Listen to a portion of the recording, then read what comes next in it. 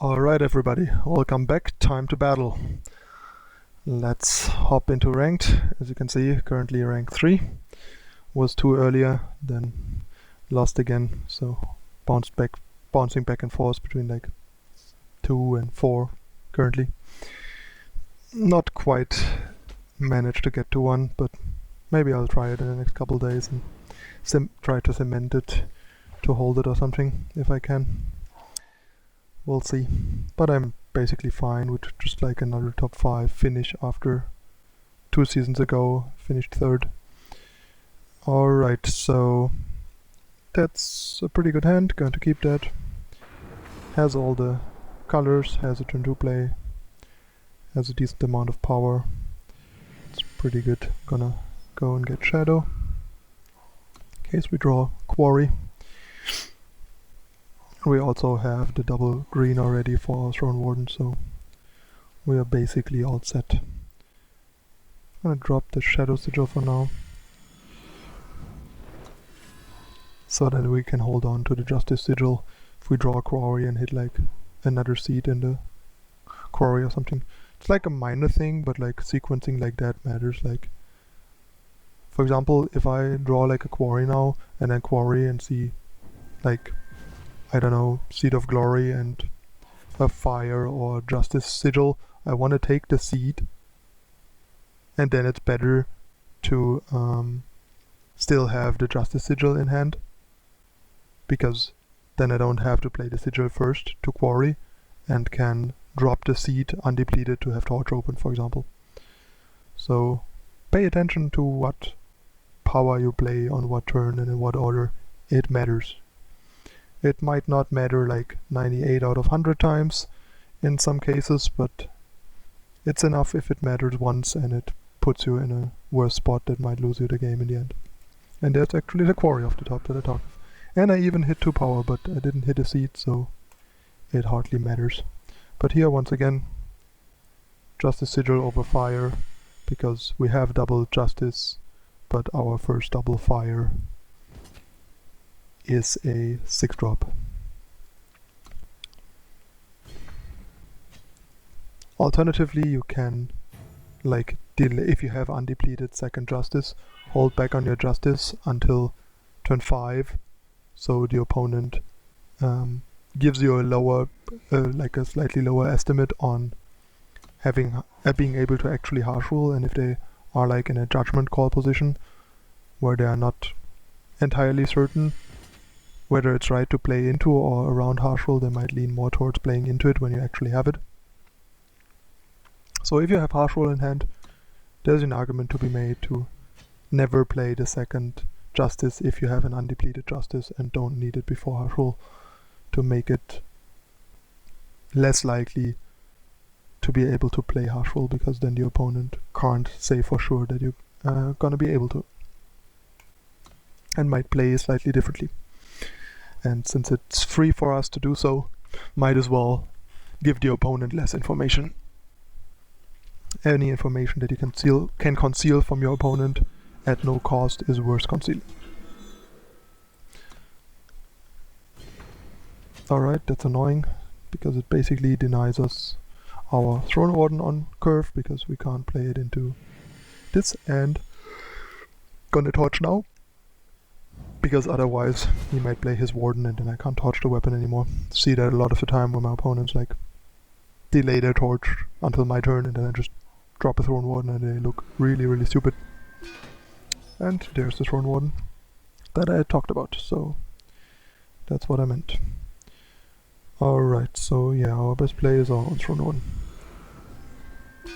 So basically in about an even position, with us having more life because we had our Artisan to pressure the opponent, and the opponent being slightly ahead on resources because he could trade his Runehammer against our Torch and our Artisan.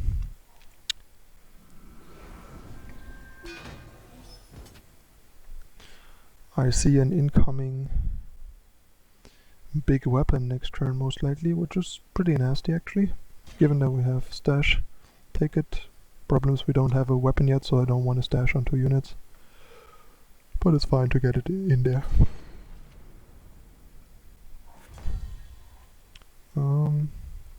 It's close between like playing Artisan first to make the weapon better in case we draw a weapon, and to play Inspire to be able to draw like a Throne Warden or a Rune Hammer.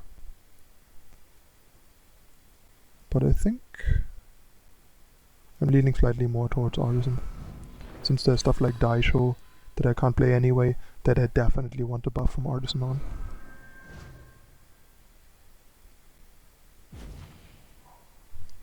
We get another Artisan, that's also fine. That should make the next weapon we draw really good.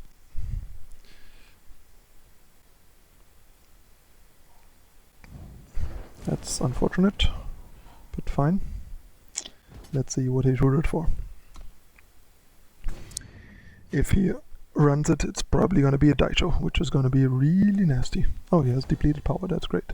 Because like a Daisho that's like, I think he didn't have any buff, but yeah, a Daisho that's like 610 is so brutal in that position that I would not quite know how to recover from that best.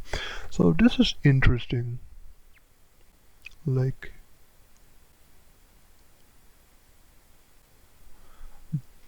do I want the Rune Hammer here or just the second stash? I actually think I want the Rune Hammer simply because it puts us in a better position against Daisho. Oh no, it doesn't actually. Puts it into a theoretically better position against not really anything. Yeah, I think I'll just take the stash. Double stash seems really good here. Can really use the card advantage and we can play it right away. So that's nice. And we get the Rune Hammer anyway that way. We just don't get to use it that turn, which is not even that relevant actually, because next turn we can like Rune Hammer plus Artisan.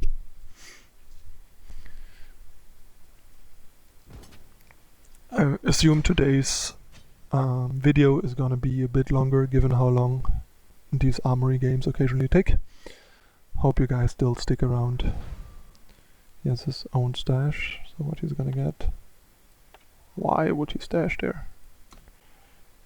Such a bad stash. I mean, he only got what? Like, let's see. I think he got a Warden and a Rune Hammer. Yeah, Warden, Rune Hammer. Yeah, he didn't have an Artisan, I wasn't sure. Wait, I wanted to stop that, let's not start it again. Alright, so we basically I think gonna attack here. Rune Hammer to like get ahead on like board weapon control, because now we have like 2 units and he needs to like Rune Hammer our units, and we have a Rune Hammer to kill his Rune Hammer and hit him in the face. And Harsh Rule is not really gonna change any of that, so not sure what the plan is here. Gonna Inspire. Get our own Harsh Rule, that's nice. Make our Rune Hammer more indestructible. And now we are like on the best way to win this game. I don't think he's gonna recover from that. I still have no idea what he tutored for with Rise, and it's probably not gonna matter.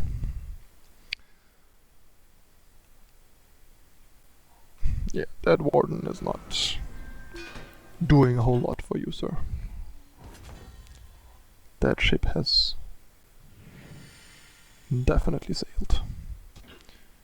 Gonna rather hit it with my weapon than offer a trade and then hit him for more with my weapon. As long as I get his armor to 0, I don't care how much damage I deal. It's just more value to do it this way.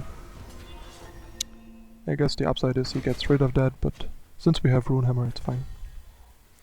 If I wouldn't have another out, it maybe would have been better to just like not attack at all or something like that.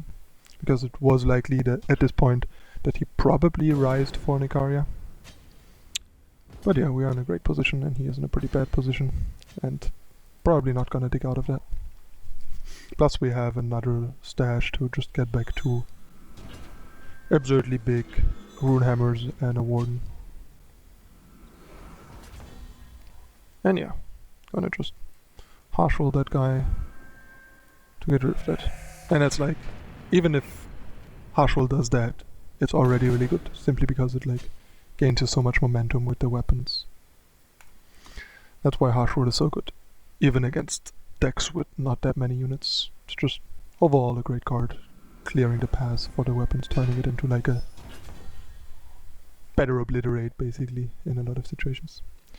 Alright, so we're just gonna end the game right here and move on to our next opponent. Armory 1, Armory 0. Alright, that's the first opponent. On to the next one. Game is weirdly laggy. Close the tab, hope that's gonna make it better. Normally it's not that laggy. But yeah, I think this was a really nice showcase of like how to like maneuver the Armorer mirror, since I don't really think like anyone really outdrew the other much. I just feel like my opponent probably made a couple of worse like suboptimal choices that put him in a position where I could just like take over the game, probably. At least that's what it seemed like. Like, I mean, he wasn't really lacking in anything. Yeah. Gonna play Seed. Actually, it would have probably been better to play Seed of Vengeance to not show him that we don't have Torch in hand. Because now he can basically see we don't have a stop, so we don't have Torch in hand.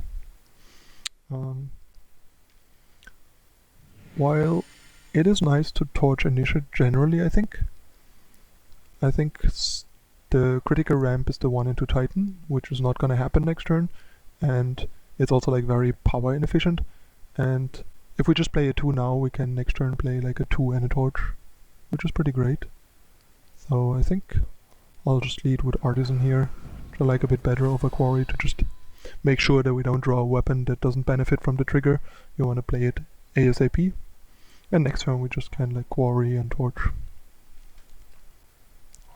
Plus it discourages the initiate from attacking, because he probably won't offer the trade. If he does, I'll happily take it, but I don't expect him to offer it.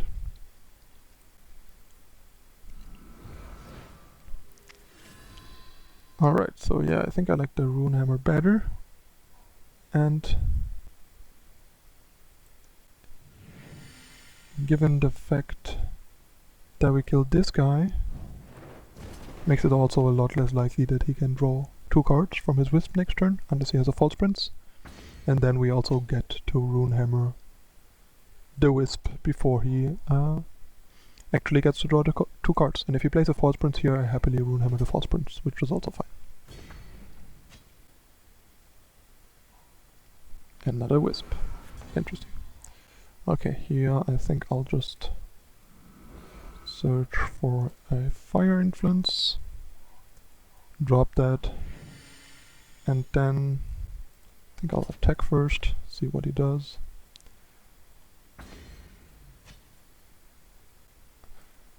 And then I'll probably just Runehammer 1 Wisp, given that he cannot most likely finish off the Runehammer. I get to kill both Wisps, or I get to kill the Wisp and the potential card that triggers Wisp, unless it's a Titan. Like if it's a Champion of Wisdom, for example. Oh no, Champion of Wisdom he can't play to trigger it. And yeah, if it's a False Prince, that's great. We just get to kill the False Prince as well, which is actually pretty important here. Oh, Daisha, that's nice. Now we just have to dig for power. And yeah, I don't want Armor Smith and I desperately want power.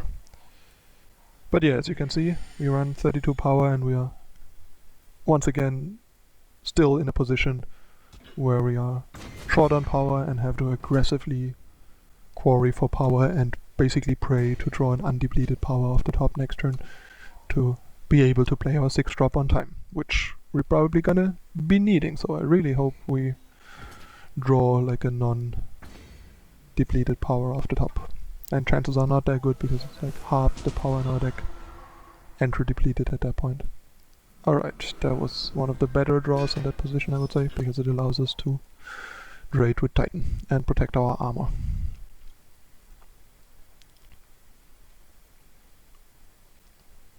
And yes, you can see like the 4/4 Daisho with the armor from the Warden would still allow us to kill the Sandstorm Titan.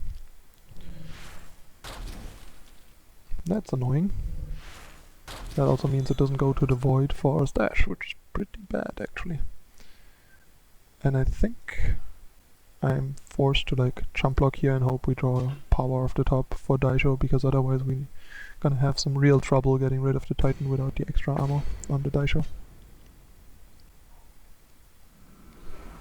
Ephemeral Whisper. Oh, that's nice. And yeah, I think I prefer to use the bigger Daisho simply because I rather have a 5/8 Daisho than a 4/7 Daisho in the Void for stash, and the 4/4 Daisho is still gonna be fine at dealing with the small stuff.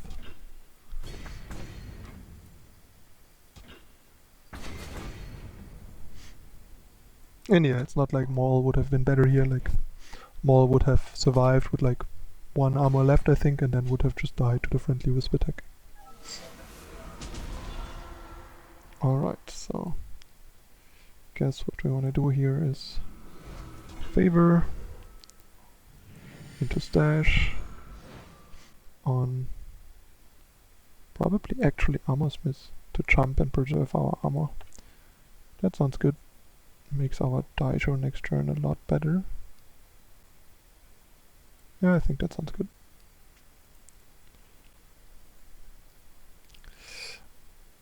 That sounds pretty good. Alright. Jump block it is. Because then we actually have enough armor for Daisho to kill Titan and survive.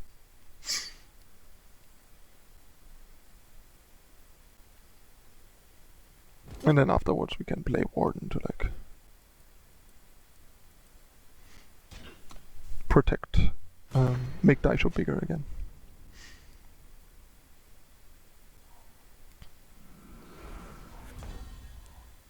So I think the play here is Daisho getting rid of Titan, and then unfortunately exactly dying to these two, but that's the way it has to be. And we still have Rune Hammer for any like 5 health units. That's bigger than 5 health. But we have Icaria and we're almost there influence-wise. Alright, so let's see what our best plan is here. Like we can actually rise for a Rune Hammer to kill this guy, which is probably our best plan. Can't do it this turn, it's unfortunate, but I think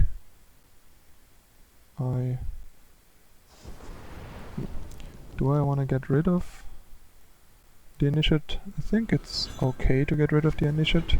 Not the greatest use, but we have like little overabundance on weapons, and it also gains us like 3 healths, which isn't bad. And slowly start working down that stuff.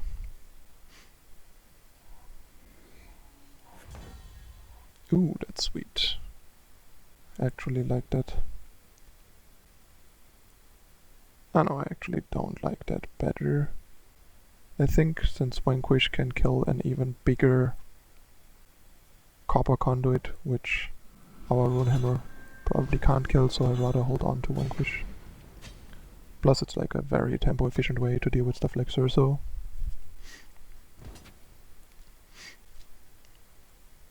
Especially once we have units in play.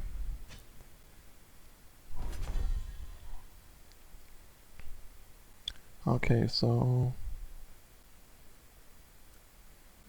drop this guy. Still 1 fire away from Icaria, but That's okay.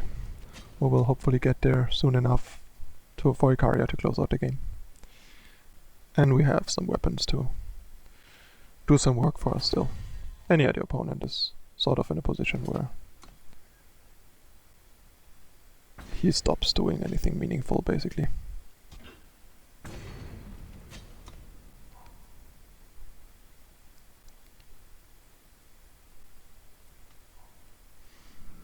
Friendly with plus probably draw cards, yep.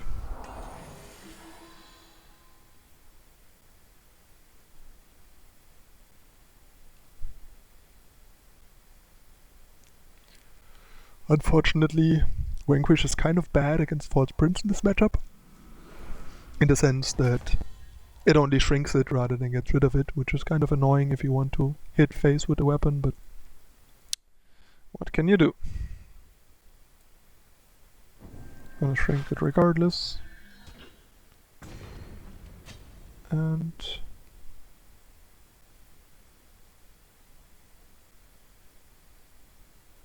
probably not gonna attack because it allows him to like hit our weapon for one, and he has Wisp and has another one in the void, so once he draws a power he can just get both back, so it's not that great. I think Icaria will have to like finish him due to like Ephemeral Wisp or like Daisho killing Wisp and then hitting the opponent. Every turn he like misses out on power for like 8. Alright, Inspire. Come on, Fire Influence. Not Fire Influence, but still undepleted Fire Influence for the victory. That's depleted Fire Influence, but I'll take that. I'll take that any day.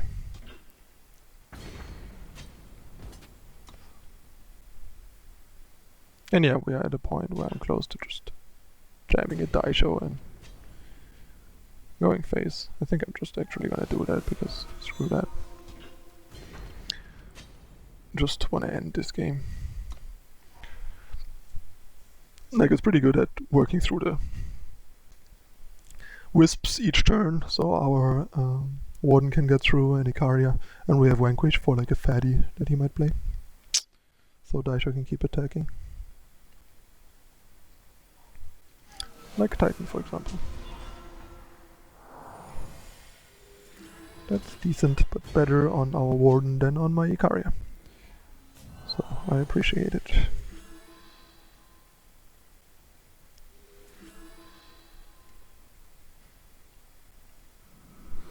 But yeah, I guess now I feel a bit silly for equipping Daisho for like greedy reasons, but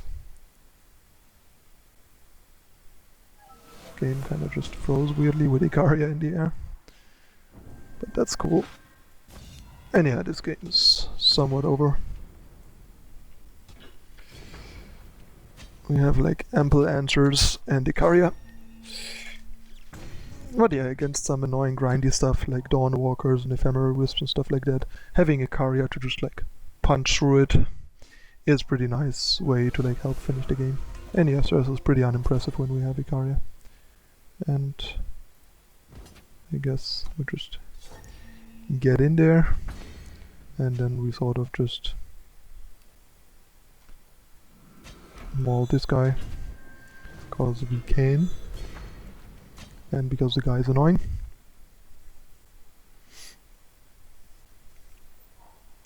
And then we even have like sword to gain a bunch of life if we want to, but since he seems to not have a way to stop our flyer, he just goes to 0 from Icaria, and that's it.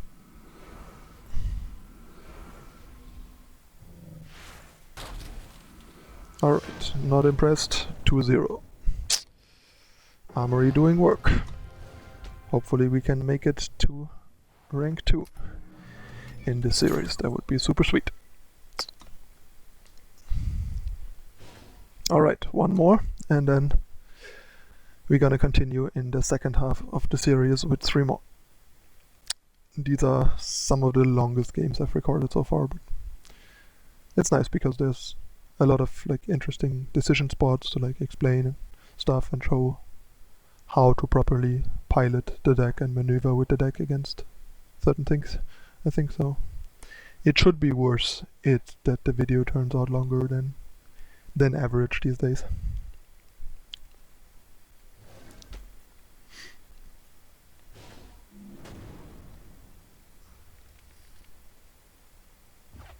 Alright, that's a pretty good hand, having all colors for power, quarry and sword. Pretty good. Like, the die show is not that great in the opening hand as a 6-drop, but that's alright. We got enough early game to be fine. So here I'm gonna think Fire Influence is better than Shadow, especially if we draw like a seed that has fire attached to it. And since we need a second fire but already have a second... Oh no, we need the first justice. Ooh. Almost forgot that we don't have a first justice and would have taken a second fire and then we would have just lost the game. Should pay more attention while commenting. Disaster avoided, I would say. And I think I actually prefer to go for favor Smith into potential sword when the opponent is durdling around and not doing anything. Then I'd rather just like get a leg up on the board, on momentum, and try to sort of run away with the game. And we can still just like quarry on turn 4 if our opponent is being reactive. Like if our opponent is proactive, I might be more inclined to quarry to find proper answers for what he is threatening us with, but as long as he doesn't do that, like I care.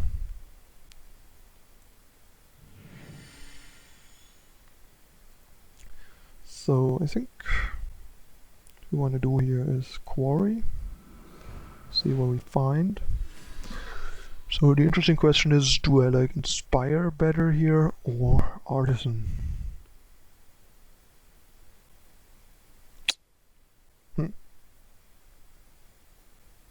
Like Artisan helps us hit our 6 power, like Inspire helps us hit our 6 power, but like Artisan gives us generally better weapons. But the body is like so-so right now.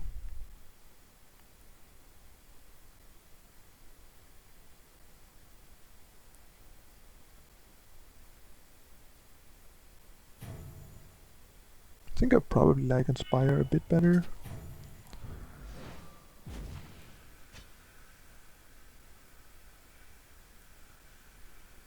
And I think I'm not even gonna attack at all. I think the plan is jump here, then next turn harsh roll and attack face with the weapon.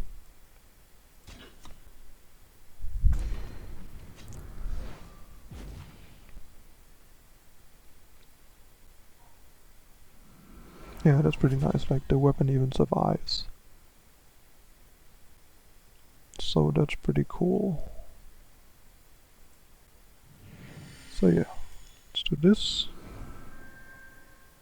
Then get a Warcry trigger, and after we get the Warcry trigger, I am happy to like Inspire. Then again, probably just wait, because there's like no reason to Inspire now once it costs 0. You can just wait, maybe we get like more Warcry triggers on the thing we draw, which makes it higher impact. So if we don't draw it like in the next draw step, we can get another Warcry trigger attack, and then we can Inspire for like maximum value, which is pretty nice. That's cool.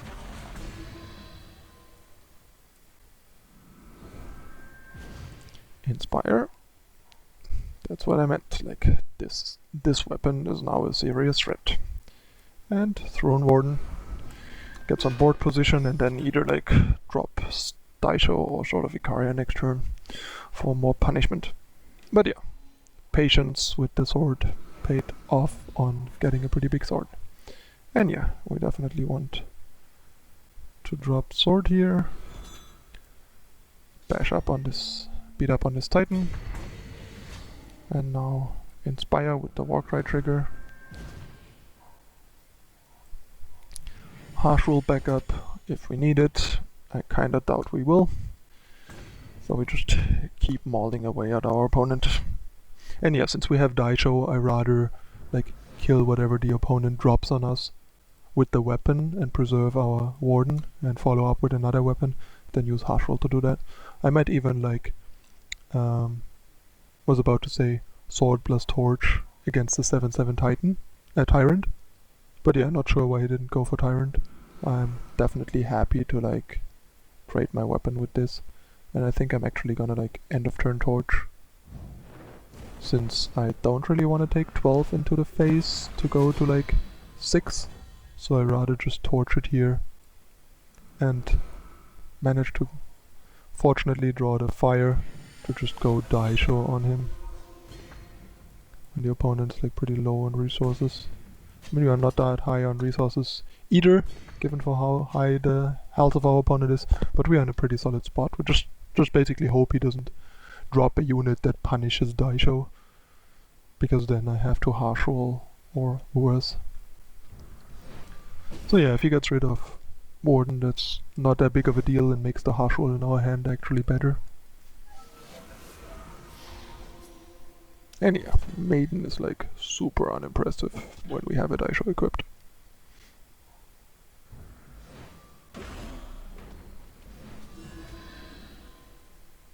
Yeah, you got it, bro. You got a cudgel. That's not something I care about with my Daisho equipped and my harsh roll in hand. And once we draw the third fire, 7/7 Ikaria will make short work of what is left of our opponent. Alright. Almost got him. We already got lethal if he has no unit, or basically even lethal through anything that we can harsh roll that isn't like a Reaper that would kill our Daisho. Let's see if he has a torch before we torch his face. Seems like he doesn't. So that's a pretty convincing 3-0 with the deck. And yeah, this plays out pretty well. Red influence for Ikaria, as we can see, is a bit short. Both times we drew Ikaria and we're like stuck on 2 fire where we needed a third. Just don't really see how to fit in another fire. I think now that I'm not running like double Justice 3-drops anymore, it is could actually be fine to maybe like drop like a Justice Sigil for a Fire Sigil, since we don't need that much Justice anymore. But it might also be problematic then to reliably play Roland's Favor, because if Roland's Favor is like our only source of justice, we have no justice. So it might be better if we don't run Roland's Favor and just sort of yeah, replace the Roland's Favors with like a Fire Sigil and like a Justice Sigil or an Argentport banner or something. Alright, we made it to rank 2 apparently, even though at the end of the game it didn't show it, I think. Which was nice. And yeah, 3 more games coming up for more Armory domination. Stay tuned.